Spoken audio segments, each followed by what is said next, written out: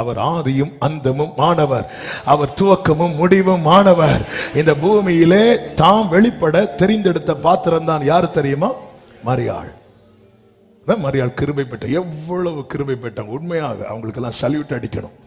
ஏன்னா உன் ஆத்துமா ஒரு பட்டையும் உரிப்போம். எப்படி இருக்குங்க? 3 வருஷம் இயேசுவோடு பழகுனவங்க மேல் வீட்டு அறையில் இருக்கிறாங்க. அது கூட 33 வருஷம் இயேசுவை தெரிந்த மரியாளும் கூட இருக்கிறாங்க.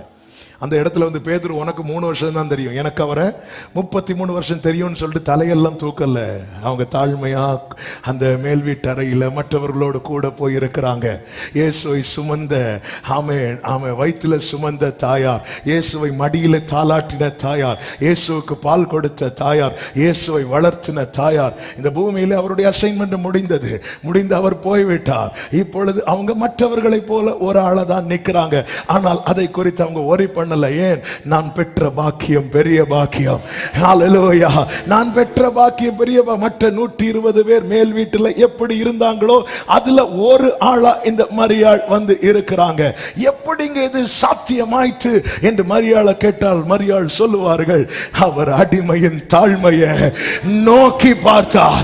பிரியமானவர்களை, நமக்கு கொஞ்சம் தெரிஞ்சாலே தலையை தூக்க ஆரம்பிக்கிறோம். இந்த மரியாளிடத்திலே கற்றுக்கொள்ளுங்கள். ஆமென். தாழ்மை இன்னது என்பதை அவர்களிடத்திலே நம்மால் கற்று